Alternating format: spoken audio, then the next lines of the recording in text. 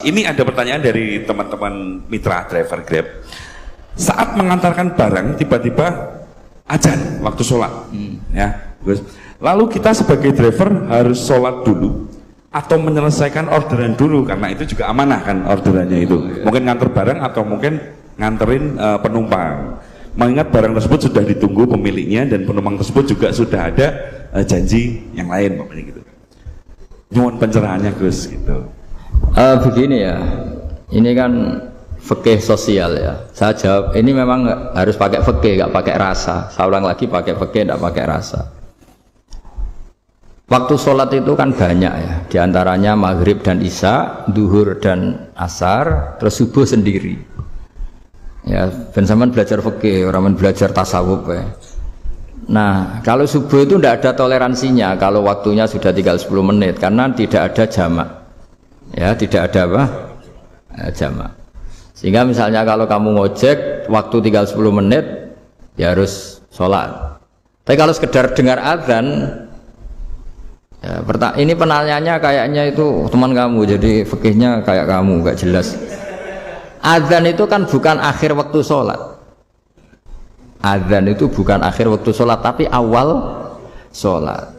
Itu tidak harus supir Grab, tidak harus supir Gojek. Meskipun kamu makan ada azan ya teruskan saja, kan tidak akhir waktu sholat.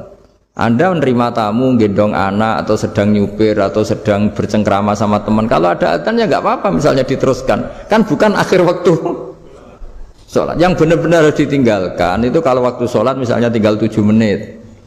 Atau tinggal 8 menit. Waktu yang mau tidak mau kamu harus tasarrufkan, kamu peruntukkan injury time gitu sih. Injury time. Nah, gitu aja kok nggak tahu ya. Nah, lalu misalnya, kalau pertanyaan tadi mestinya kelasnya itu kelas afdoliyah. Utamanya gimana? Kalau wajibnya belum ada karena kan waktunya masih panjang. Jadi pertanyaannya bukan wajibnya tapi sebaiknya karena ini semuanya belum mendesak kan? Andai kan kamu teruskan nganter barang kan tidak ada jaminan waktunya habis. Padahal kalau kamu memaksa sholat, mungkin citra kamu sebagai supir Grab tidak baik karena dianggap mengabaikan konsumen. Nah, terus kedua menyangkut jarak.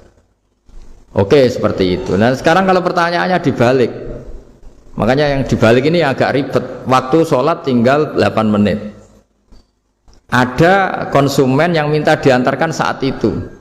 Dan acaranya ke mall happy-happy, maka fatwa kita sebagai ahli fikih ya tantang saja, saya mau sholat dulu, kalau nggak sabar ya silakan cari yang lain kalau acaranya ke mall. Tapi kalau acaranya kelahiran atau transfusi darah atau mau nganterin darah ke pasien yang sudah koma, maka kita langsung, karena ibadah sosial itu didahulukan mengalahkan ibadah yang haknya Allah. Karena Allah itu zat yang tidak butuh ibadah kalian.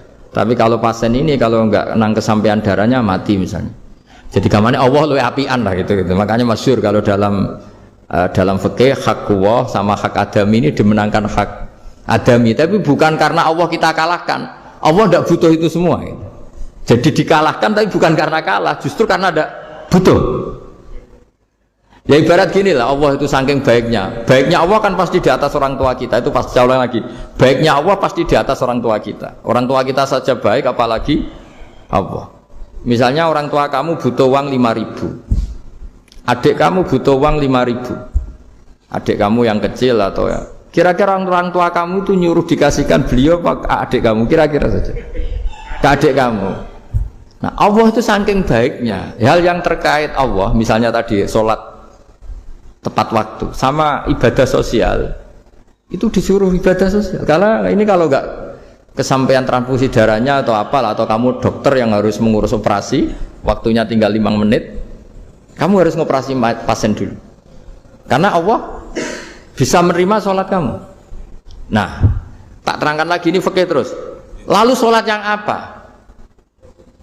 Kalau sholat itu antara maghrib dan isya dan nanti yang terlambat itu maghrib, kita ngikuti ulama yang mengatakan jika ada darurat maka maghrib dan isya boleh dijamak meskipun tidak atas nama pergi.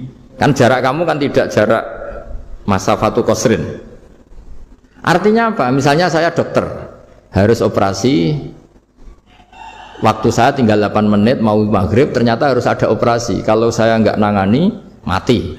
Saya harus operasi. Dan nanti waktu saya maghrib habis itu tidak harus dikatakan qadha atau yang mengeluarkan maghrib dari waktunya. Bisa saja menurut ulama dianggap boleh dijamak takhir dengan isya, karena kondisinya masih waktu jam'in. Begitu juga zuhur dengan asar.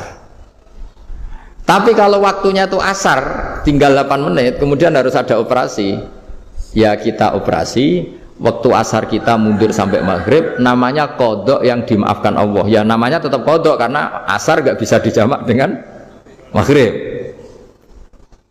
Jadi ini fikih ya. Jadi jawabnya harus jelimet. Jadi saya ulang lagi ya. Tadi kan pertanyaannya dengar adzan.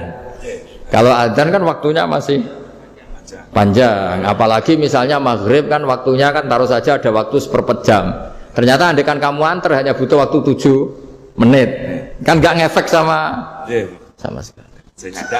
Nyanda gitu.